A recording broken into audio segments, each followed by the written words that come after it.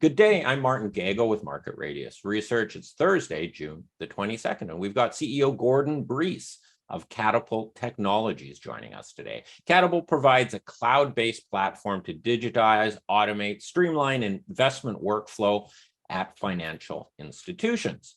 We first interviewed Gord over a year ago, and in the past year, the company has announced several additional customer wins, as well as a consortium to help launch its new deal flow mesh network. But please remember, this is neither recommendation nor investment advice. We're here to learn about the company. Gord, thanks a lot for joining us. To start off, why don't you please give us an overview on Katipult for the new viewers, or just as a refresher for what Katipult does, and then we can dig into some of the details, take questions from the audience, and talk about your growth plan. So thank you very much for taking the time to join us today. Absolutely, Martin. Pleasure to be here, and thank you for hosting. Great to see you again, and welcome to all the participants online. So certainly happy to provide a brief overview and introduction, if you will, to the company, what we do, what we're focused on, and why investors should care about Katipult as a potential investment. So I'll just walk through a couple of slides just to give a brief overview of our business. So, what's really driving our business is some trends happening in the broader capital markets space.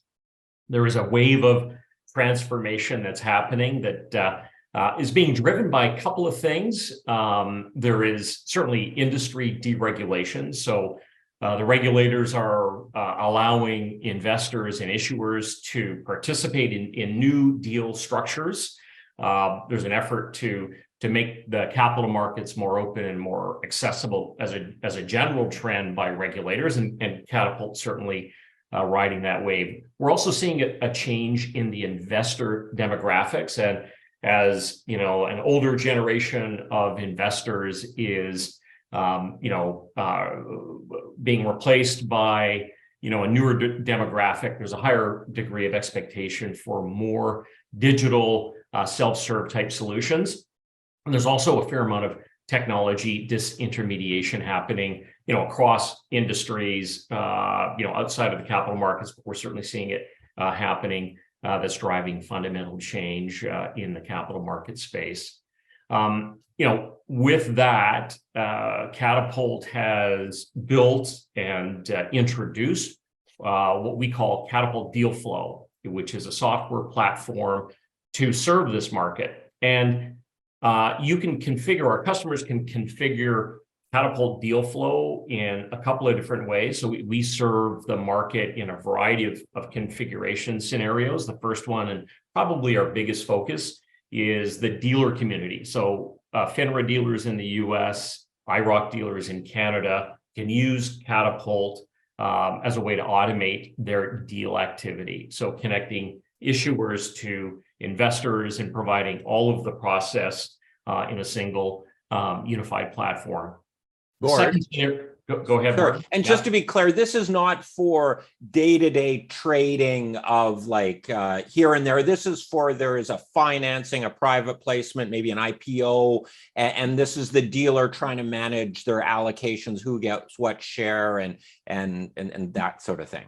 Precisely. Thank you for the clarification. Absolutely. It's really that investment deal automation, not, as you say, an individual investor looking to sell a position in a given security. It's really the dealer-driven investment process. And a couple of other scenarios that we provide for, there's a way for issuers to use the platform in a self-serve model.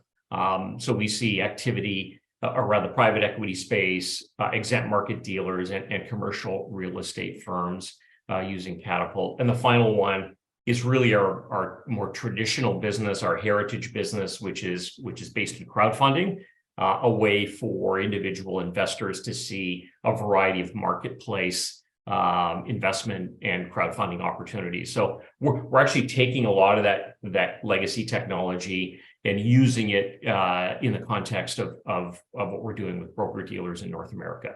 So that's kind of the core platform. Some of our higher profile clients include the list here. I'm not going to read them off, but certainly some of these would be new logos to your audience since the last time we spoke.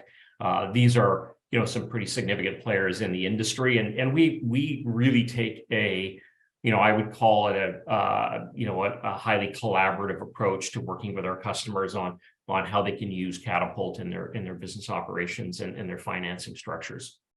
So yeah, go ahead. I'm looking at like Canaccord, Raymond James, Echelon, Sprott, Red Cloud, Cormark, and then there's Macmillan there, which I believe is a large, significant law firm.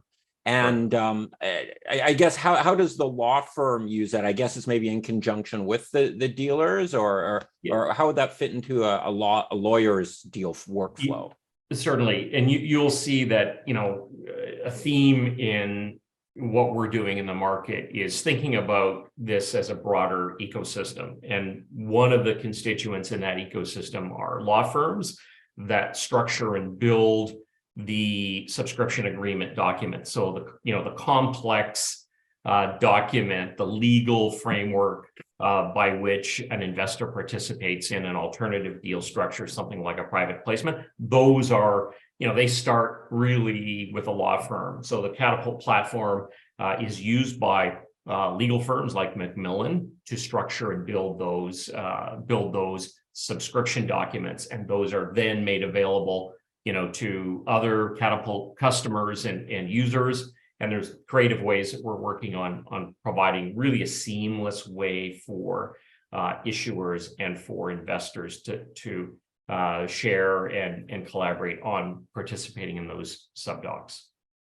Because what I've noticed over the last few years with subscription agreements and that there's still a lot where I've got to print it and sign it and scan it and send it back. And there are some coming through typically on eDocs, or some documents I get from the bank on eDocs. Yours, would it sort of use eDocs, or is yours more sort of industry specific kind of eDoc type solution where it's really, here's a subscription agreement, you got to check off these boxes and that? Could you sort of, how do you differ from eDocs or collaborate with them? Yeah, there's no doubt that electronic signature tools like DocuSign are pretty pervasive in a wide range of use cases. What Katipult has done is we've built a purpose, specific solution for electronic document management in the platform. So it's part of, if you were an investor participating in a private placement, the experience would be very similar to what you would see with a DocuSign style workflow. But we've built this into the platform to really provide the capabilities and the unique requirements for things like compliance management, the ability to take a single subscription document and provide the correct signature and initially process for an individual investor based on their investment profile, their unique status. So, if I'm participating in a private placement, I may have, a different profile and a set of exemption status that needs to be smartly embedded in that document. And the Katipult whole platform provides that automation and capability, Martin. All right, thanks. So in aggregate, these are pretty significant numbers that our customers have been using Katipult to drive their deal activity. So more than $4 billion have been transacted across our total customer base. That represents about 3,500 deals and, close to 125,000 investor profiles in aggregate on Katipult customer platforms. In terms of where we're going with the product, we focus very much on driving incremental innovation and a broadening set of functionality to really provide a complete workflow for this space. So, for example, while the system, the Katipult deal flow product has been in market for many years, we're continuing to innovate on that. We're building book building and allocation management component today. We're expecting to deliver that later this year. We've got the capability to support institutional investor deal structures, which are quite different than a retail investor participation scenario. And in the future, we expect to continue that innovation effort. We're working with artificial intelligence tools today and how we build our own product and provide automated testing. And we're looking for different scenarios and looking at use cases of taking AI into the product as future functionality. One of the things that we wanted to do here was provide an update as to some of the significant recent milestones.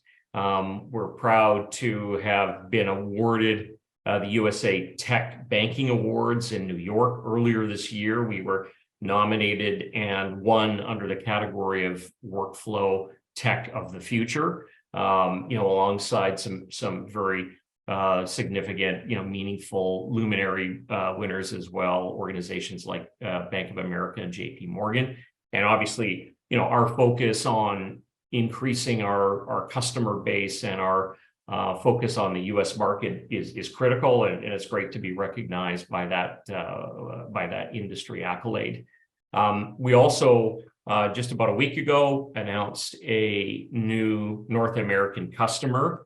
It's the largest Katipult customer contract that we've secured to date. It is a 3-year agreement, and over that, the life of that agreement, we're providing a full platform to automate the full investment workflow for a North American customer. We've signed a non-disclosure agreement that restricts us in terms of providing detail on that, but certainly we're excited about achieving that milestone and working with a very innovative customer in this space.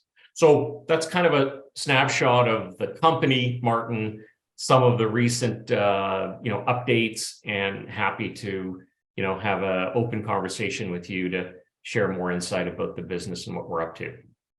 All right, Gord, thanks for that. I guess one of the things that attracted me or piqued my interest when I initially saw Katipult was the team involved. And just like I believe as your chairman, could you just talk a little bit about sort of who's involved, insider ownership in that? Because this is a lot of successful people who have a lot of skin in the game, I believe, in this deal. Yeah, some of our early investors are Mike Broadfoot and Brian Craig, and Mike and Brian were the executives or senior executives that were part of the Solium business. Solium sold for over $1 billion, and was a very successful Western Canadian fintech. And Brian is chairman of our board and provides a lot of support, mentorship to myself and the rest of the Katipult leadership team. And we've also increased our own senior leadership team. We brought folks in with industry experience across all of the key functions, including product development, marketing, and sales. So we're excited about the team that we have and the capabilities that that talent and energy brings to what we're doing with our customers. Yeah, and just sort of circling back to Solium that got sold for over $1 billion. It was a fintech. It was for helping companies manage their option pools and so forth. And then they got bought out. Was it Bank of America or JP Morgan or one of the huge US banks that took them out? So I just think that's very notable and relevant pedigree of what they were able to do there. Yeah, definitely. The cap table management, was to think of that as a $1 billion business. I think for some people it was probably maybe not seen as really the total addressable market, but yeah, we certainly see parallels to what we're doing in the private capital deal automation space and what Solium ultimately delivered in the market.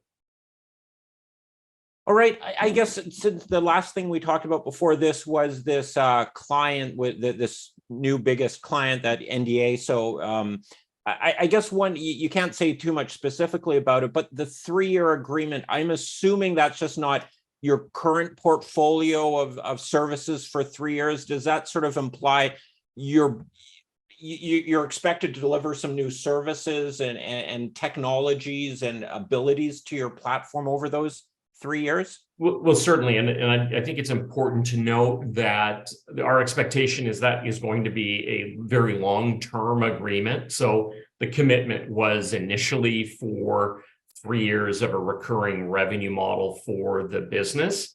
But our expectation is that, after those 3 years, we're going to continue to serve the needs of this new customer. In terms of what we are working on with this new client, clearly the core product that we have today, Katipult Deal Flow, is the primary capability that we're going to be delivering as part of this new agreement. But we're also going to be doing some what I would call co-innovation with this customer on some things like deal marketing, for example. So this is a feature, I think, of what Katipult has done in the industry with other customers. So customers like Raymond James in the US has been a customer for a couple of years now. And any new significant customer, we really roll up our sleeves and look for ways to creatively enhance the features and functionality of the Katipult platform. So we expect to be doing that certainly with this new client. And there will be additional information and news about this client's use of Katipult coming up towards the end of the year. But yeah, it's a significant contract for us. We're excited about it, and we're expecting to bring some pretty cool things to the market. All right. You've announced some very impressive client wins and have some very good logos on your client page there, especially for the Canadian market. But to be blunt, your revenues haven't really started that sort of hockey stick or the really accelerated mode here. And I guess that's what I'm trying to generally dig around into is, what's it going to take for like these logos and sort of to turn into accelerating revenue growth here? Because I think that's what's going to get investors interested. Yeah, and I think it's worth highlighting that certainly in our last quarterly earnings results that we released, that the enterprise segment of our customer set actually grew by more than 30% year over year. I mentioned we've made this transition from mid-market crowdfunding customers to enterprise full service banks and financial services institutions in North America. So in that target segment, we're certainly seeing growth. Would we like to see more growth? Absolutely. Are we expecting that? Absolutely. Part of that is the maturation of our product. Part of it is the advocacy that those customer logos that I've shared with your audience provides us, that this certainly in Canada and in the US, this is a market that folks know what other organizations are doing and using in terms of technology and tools, and we expect that to help drive further pipeline and revenue traction in the business. And that's a big focus that we have is to expand our footprint. We've got great momentum in Canada. We've got a really good position in the US, and that's going to be the focus of our go-to-market efforts, is to drive further adoption, wins, and customer momentum in North America. When you call on new clients or doing your business development, I'm guessing, given your current logos and relatively small community in Canada, Canadian dealers probably know who you are. But let's say a new name you come to, is the word getting out a bit about Katipult? You won that FinTech award, and Raymond James is clearly a marquee client. And can you just generally, I guess, talk about the business development Sure. process, and how's your reception, and how we could see that maybe ramp up? Yeah, no, thank you for that. You're absolutely correct on that assessment. Canada is a pretty small community, smaller market. The community is very tight. People know who Katipult is and what we do, and we certainly benefit from that awareness in Canada. In the U.S., bit of a different story. Much larger market. The companies that we're targeting, may not have a whole lot of insight into this, the capabilities that Katipult brings to the table. That's one of the reasons why we've made some investments in, for example, hiring a marketing leader to help drive that awareness in the U.S. market. We're also working with an industry consultant in the U.S., somebody who's very familiar with the U.S. market, to help us really hone our messaging and the target firms that we want to secure. Having said that, Raymond James is a well-known U.S. Financial services institution. Their brand and their logo certainly has helped us open doors. We expect to continue to do that, and work very closely in terms of our relationship with Raymond James to help build out our footprint in the U.S. So yeah, there's certainly work to do, but I'm excited about the prospects of unlocking additional revenue and customer wins in the U.S. market. Are you, for the U.S. market, let's say, targeting the big mega banks, the sort of more mid-tier? I don't think Raymond James quite falls into the mega bank territory. The Jefferies, I guess Raymond James, I think they're sort of on same tier, or even the smaller ones. Where do you see your niche being? So it's probably less about the specific profile of the firm, the size, the assets under management, the number of the number of employees. It's more about the space that they play in. So we've been very successful in helping organizations with alternative, more complex investment products and structures. So things like Reg A plus, private placements, the same sorts of things that we do in Canada with respect to an investment requiring a credentialing and an authorization of an investor in order to participate. There are very rigorous rules around prospectus management and distribution. So any U.S. organization that has that kind of more complex workflow related to driving their investment workflow, that's really the sweet spot for us. So firms that have a focus on that, we're engaged in conversations with them about removing complexity, improving the experience for the investor, improving the experience for the people working in compliance, for the IAs, the investment advisors, the financial advisors, that work with clients. So all of those constituents get value and their workflow and their experience is improved by from Katipult's deal flow product. What do you think the main drivers are for clients adopting the Katipult solutions? Is it just, it kind of works better? Is it cost savings? Do they actually maybe generate more revenues because things don't slip through the cracks, or just regulatory compliance? Are more comfortable that they're not going to get slapped with, oops, we screwed something up on one of the subscription agreements or something? Well, certainly not in good order or compliance errors is definitely a value proposition that our customers resolve with Katipult. But I think there's some pretty significant mega trends that are driving the adoption of Katipult in the market. So you mentioned securities deregulation. So more alternative investment structures. So for example, in Canada, there was something that was introduced in November called the Listed Issuer Financing Exemption, LIFE for short.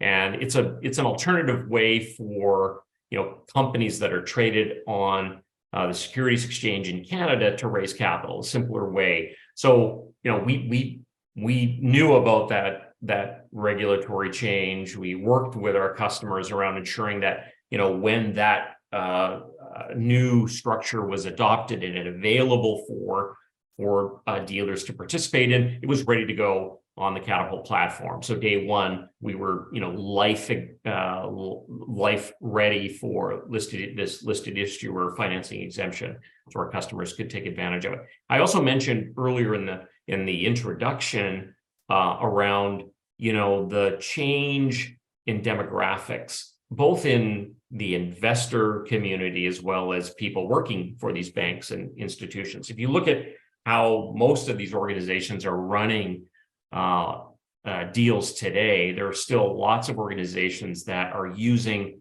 spreadsheets and email and phone calls to drive them. And, frankly, a younger generation of investor and individual working in these banks are expecting, modern digital tools to do their work and to participate in deals. So, we're riding that wave as well. So there's a number of factors that are driving. Certainly, cost, management. So we can decrease the time it takes to get a deal ready, set up for a broker dealer to deliver that to their retail channel and for investors to participate in. So that there's certainly a time value that we bring to the table, and frankly, efficiency and optimizing their operations so it's less costly. When you go to a client or a prospective client, are they reaching out and saying, hey, we want to automate some stuff here, and Katipult looks like could have a solution? Or are you knocking on their door saying, hey, have you looked at sort of improving your processes here? Like, are you sort of instigating it? And who do you compete with?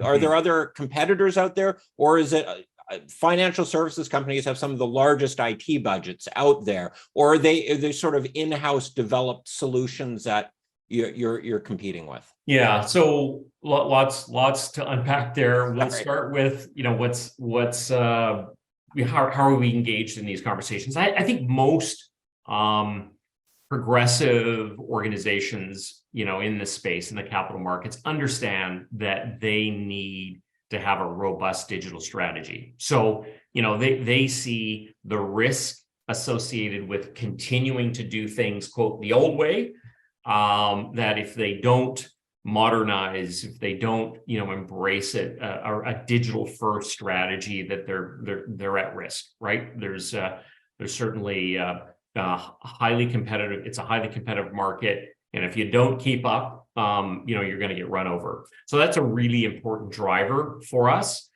So organizations that have a broad digital strategy are looking across all of their business operations to improve how they conduct business, how they serve their customers, how their employees engage with their tools to do their work. So that's a really strong driver for us. That does sometimes create an opportunity for organizations that are really actively looking, and they've got a plan, they've got an agenda to embrace a digital transformation agenda. At the same time, we've got business development folks that are outreaching and trying to drive awareness and the opportunity to drive that dialogue. There is some, there's no doubt there's some resistance. I've been in the enterprise software business for literally decades. I know the financial services space is really one of the segments of a software market that are known for being laggards, for being slow to adopt technology. So, we've got to work with our customers and our prospects around, giving them a degree of comfort that, they're going to get some of the benefits and the value out of Katipult, and we can help them in that transition. We play very well with some of those legacy solutions, and can leverage the data that's in for example, investor record system that's an older database system. Your question about competition, certainly there's competition. I think there are larger legacy players like Broadridge, for example, that focus on broad software tools, really though around the back office functionality. So some of the core operations of the back office functions, whereas Katipult, we focused purely as a purpose-built solution for driving investment transactions. We can play well with solutions or products like Broadridge, but there's really no product that provides that focused approach to what Katipult does in the market today. All right. Currently, the market, the capital markets are in, they've seen better days. It's a little rough out there, especially on the fundraising side of things. And you're involved in the sort of raising of new capital for firms. So the fact that things are quiet right now, is that good or bad for you? Does it give sort of the clients sort of breathing room to, hey, let's focus on our operations, or businesses down, they're like, oh, we don't want to spend any money, or what's their perspective on this in the state of the market? Yeah, no, certainly there is, we see it with our customers in terms of deal activity and investment dollars that are being transacted. There certainly has been a slowdown in the past 4 to 6 quarters, and probably a good news, bad news. Certainly from on the bad news side of the ledger, some of the banks and investment dealers, when they see their business slow down, their revenues obviously are impacted. There's generally a hesitation to embark on capital projects, software purchases, et cetera. So there's a little bit of that, but I think the bigger story is that these firms we have the time now. We can work with them. We can share the insights of what a transition looks like to a modern platform like Katipult, and we've got their time and attention to work through what that would look like.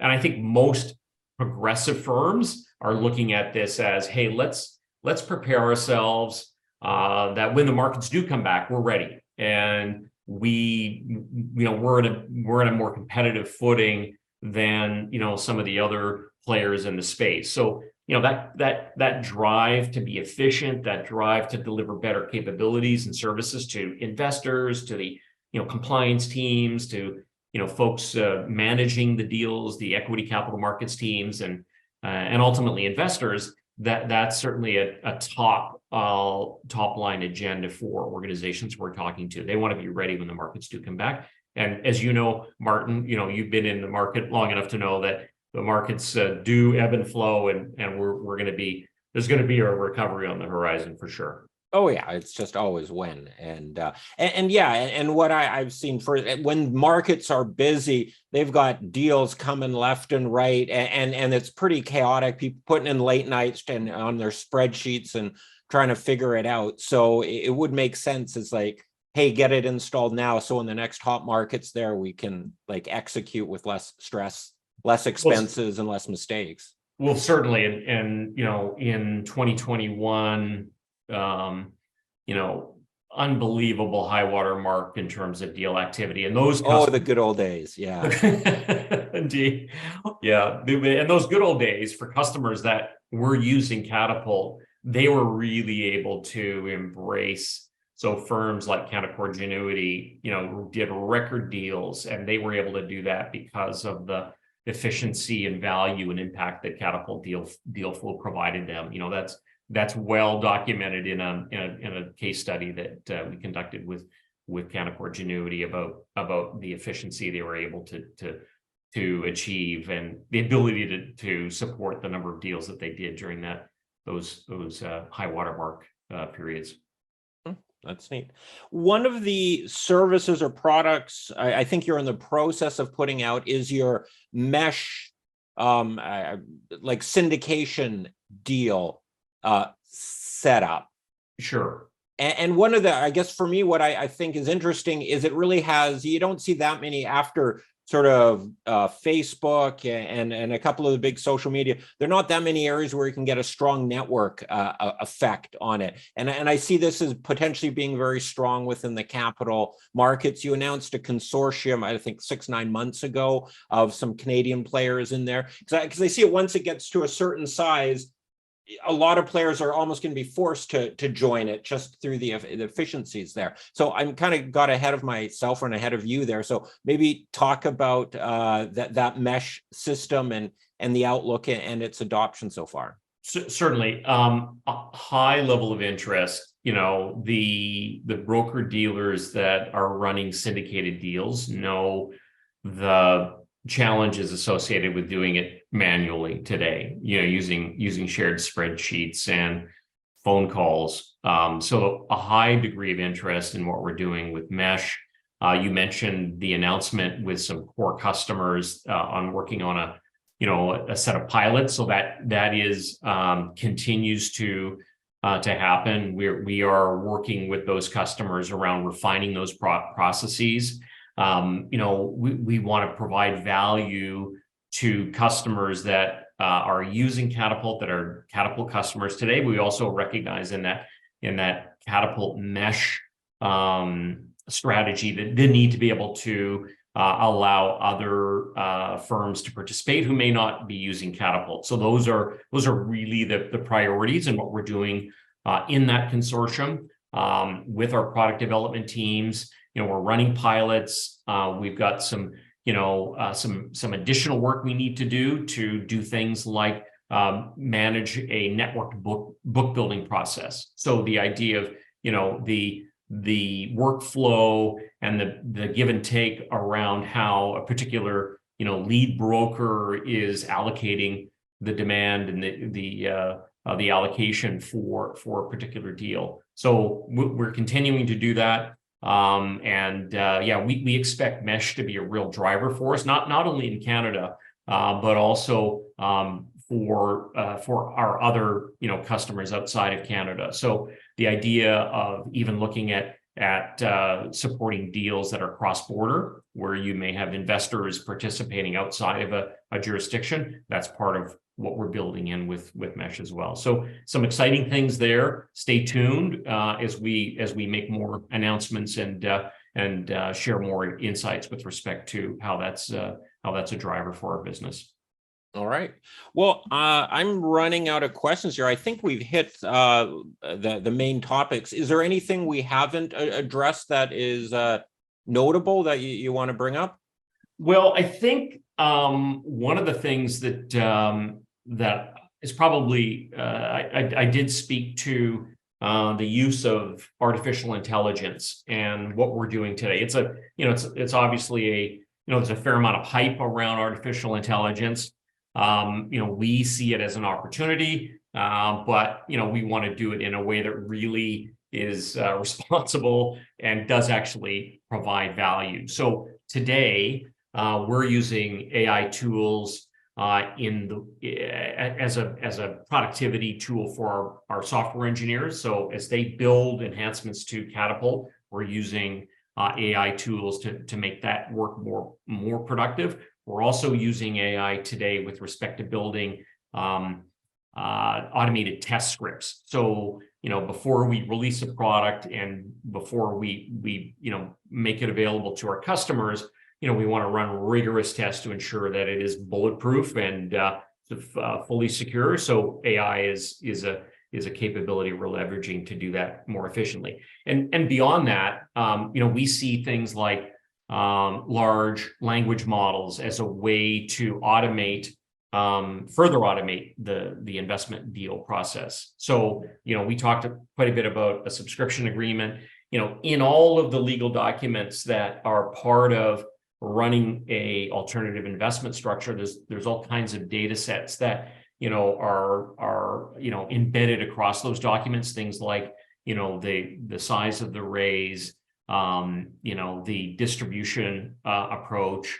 So a lot of that data, we believe, can today is actually manually inputted into a digital system like Katipult. We see AI as a way to help pre-populate some of that and compress, further compress the time it takes to initiate, launch, and close a deal. Interesting. All right.